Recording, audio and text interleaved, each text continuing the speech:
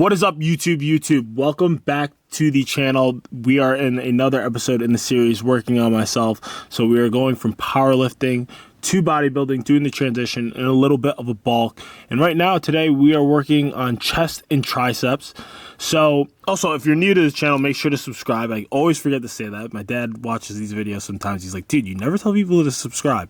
So right now, we are alternating between doing some sets with the Larson leg bench press and also just some standard bench press. When you do the Larson press, you're going to notice me basically kick my feet up, and basically that eliminates any leg drive. So when you bench press, a really good bench presser will actually be able to incorporate some of their legs, and this is through something called leg drive.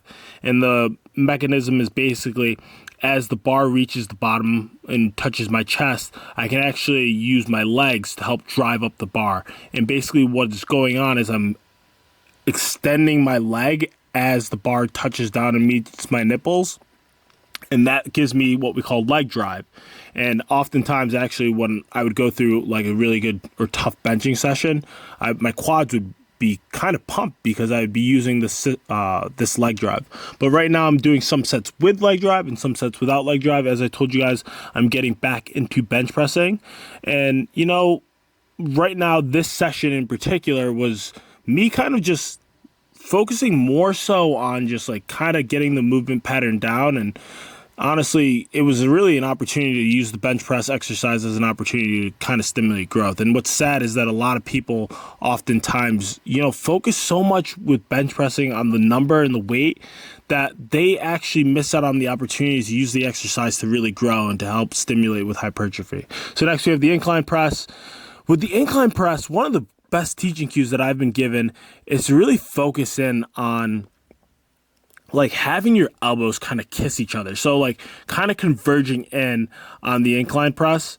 And another teaching cue that I also was given is like, sometimes like think of like the dumbbells as if there was like a bar, like as if there was a bar still there, right? So if you're using that analogy, one of the best ways to kind of come down, especially on an incline, is actually really, really high up at your neck area. And I actually stole this from, I believe it was, I can't remember which bodybuilder I stole this from, but that was a teaching cue that I was given, and it's really helpful. Sometimes when I do the incline dumbbell press as well, I'll also go in this neutral grip position, which I stole from Frank Zane, and that allows you to go a little bit deeper into the range of motion. With that, I typically will go a lot lighter. But next we are going into the dumbbell flat bench press. Again, whenever I do any pressing movements, another cue that I give myself is to think as if there's a pencil in between my chest. And we're really trying to grab that pencil. We're really trying to squeeze. And that's one of the best things about working out is sometimes the teaching cues will help you along the way, right? It's about less thinking about like, hey, I'm being a brute and I'm just going in the gym and I'm just picking things up and putting them down and really focusing on getting through the pain. But sometimes if you focus in on the teaching cue, you'll be able to kind of stimulate the muscle a little bit better. Now, it's not to say that, you know, lifting weights, you don't want to like kind of like have that hardcore mentality. You do, but you do have to remember that when we are training for hypertrophy, bodybuilding, it's an art, right? And a part of being an artist is, you know, kind of feeling and doing the movements correctly, you know? So in today's session, a lot of the sets are done by a traditional 4x10.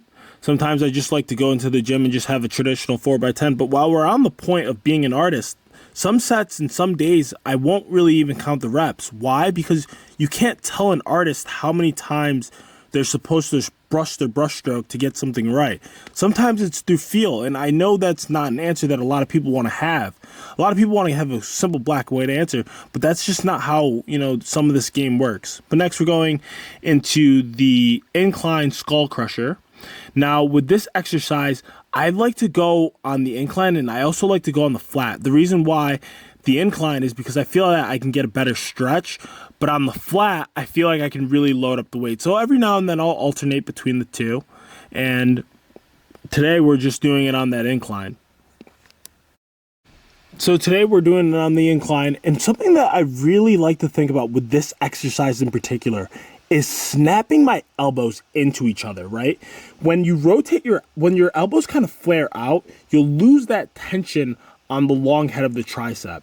Now, the skull crusher is a great movement for the long head of the tricep. When I would do tricep training in particular, for the longest time, I used to be like, dude, it doesn't matter. All of it's together, right? Like what doesn't matter? But like, as I've gotten older, you should be really realistically able to actually feel different parts of the tricep activating. And this is a part of what I mean by being an artist.